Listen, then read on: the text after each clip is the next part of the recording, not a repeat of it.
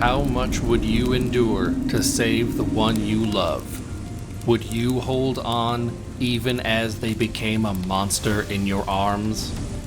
Come, sit by the hearth and let the tale begin.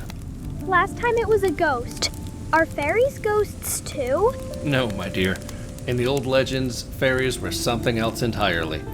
They were spirits of a sort, but not spirits of the dead. Instead, they were powerful ancient beings from another world, beautiful and terrible. They weren't always kind. In fact, they were often dangerous and very, very jealous. Our story tonight takes place in a land where their world and ours touch, the haunted forests of Old Scotland. In the borderlands of Scotland, there was a forest known as Carterhaugh.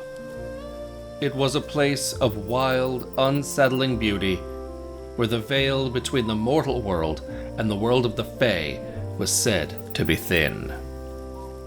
The local folk warned travelers away.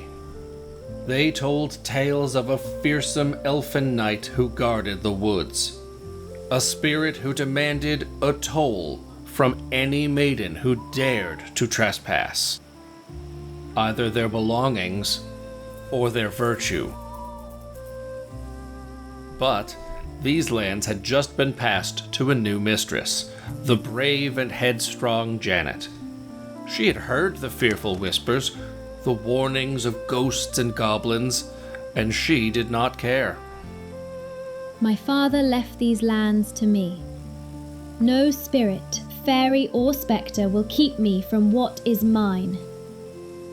And so, ignoring the pleas of her people, the brave Janet put a green mantle about her shoulders and set off for the Forbidden Forest, ready to challenge whatever knight dwelled within. Janet walked to the heart of the forest, to a well surrounded by rose briars. Knowing the legends, she performed the one act said to summon the forest's guardian. She plucked a single white rose. Why do you come to Carterhaugh without my leave? And why do you dare to pluck the rose? Carterhaugh is my own. I will come and go as I please, and I will pluck any flower I wish without asking leave of any man or any spirit. But as they spoke, a strange thing happened.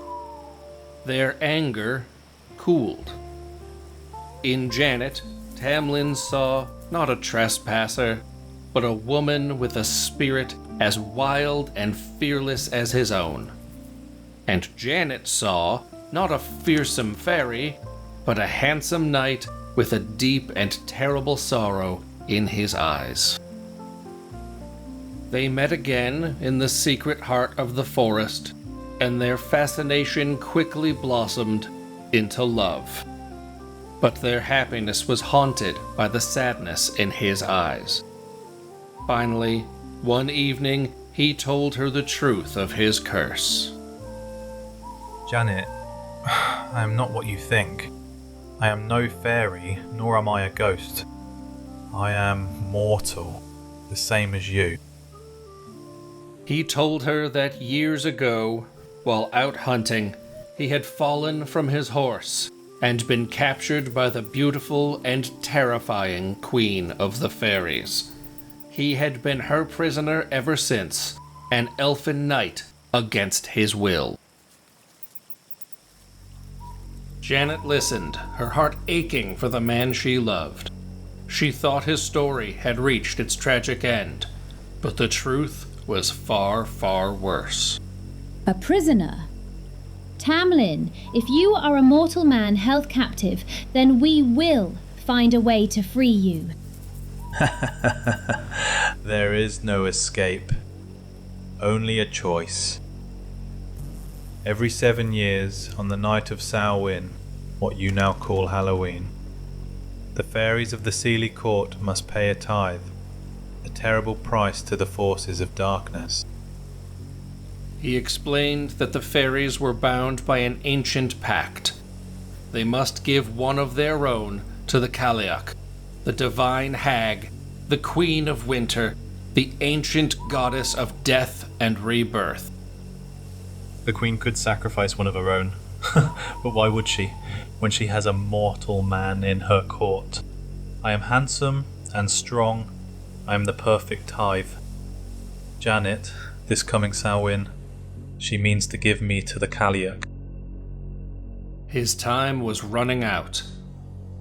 He was not just a prisoner, he was a sacrifice, destined for a fate worse than death, an endless winter in the domain of the goddess of death. But he did not know the strength and courage of the woman who now loved him. Janet was not a woman to be broken by despair. She looked at the man she loved, doomed to a terrible fate, and chose to fight.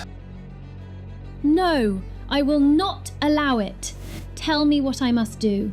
Tell me how to save you. A flicker of hope returned to Tam Lin's eyes, but it was shadowed by fear. Not for himself, but for her. He explained the plan, the one desperate chance they had. On the night of Samhain, when the veil between our worlds is at its thinnest, the Sealy court will ride. You must go to Miles Cross at the stroke of midnight and wait. Let the first company pass and the second. I will be in the third, riding a milk-white steed. All the other knights will have a light in their hand, but my hand will be bare. That is your sign. When you see me, you must run to me, pull me from my horse and hold me fast in your arms. Do you understand, Janet? No matter what happens, you must not let me go. He then told her of the Fairy Queen's magic, of the terrible things she would do to him in Janet's arms, of the monstrous forms he would take. He warned her that her body would be bruised, her hands would be burned, but that her courage must be unbreakable. Janet did as she was told. On the night of Samhain, she went to Miles Cross and waited.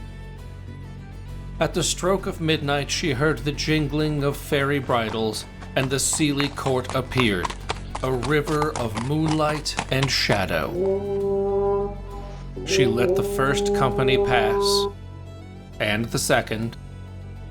Then, in the third, she saw him, a knight on a milk-white steed, his hand ungloved. It was her Tam Lin. With a cry, Janet pulled him to the ground and held him fast. He is mine. You will never have him. The Fairy Queen unleashed her rage, and the world dissolved into a nightmare of changing shapes. First, he was a writhing snake in her arms, cold and constricting. She held on. Then a roaring lion, savage and wild. Still she held on. He became a red-hot bar of iron that seared her hands to the bone. But Janet's love was stronger than the pain. She did not let go. As she held the burning iron, Janet threw it into the nearby well. With a final explosive flash of magic, the spell was broken. The nightmare was over. He was no longer a monster, but the man she loved, now human and free. At that moment, the Fairy Queen herself appeared, her voice dripping with venom and fury. I should have known. Had I known that you, a mortal girl, would win my finest knight, I would have torn out his heart and replaced it with a heart of stone. A curse upon your love, and a curse upon your face that dared to defy me. But her magic was spent, her power over him broken. With a final shriek of rage, The queen and her seelie court vanished into the mists, leaving Carterhaugh to the mortals once more. Janet, bruised but victorious, had saved her love. Wow, she was so brave. She wasn't scared of any of those monsters. Oh, I think she was terrified. But her love for Tam Lin was stronger than her fear. It's a story that reminds us that true courage isn't about being fearless. It's about being afraid and doing what's right anyway. Next time we journey to the snow-swept mountains of Japan for a tale of a spirit as beautiful as she is deadly, and a promise that once broken unleashes a cold and terrible revenge. Don't miss the chilling tale of the Yuki-onna.